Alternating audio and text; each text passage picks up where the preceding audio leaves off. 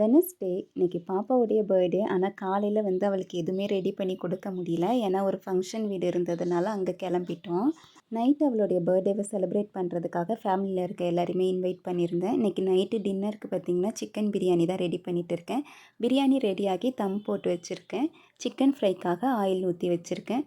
எக்குமே boil பண்ணி வச்சுட்டேன். தயிர் வெங்காயமும் ரெடி பண்ணி வச்சுட்டேன். ஆல்மோஸ்ட் எல்லா வேலையுமே முடிஞ்சிருச்சு. சிக்கன் ஃப்ரை மட்டும்தான் பாக்கி.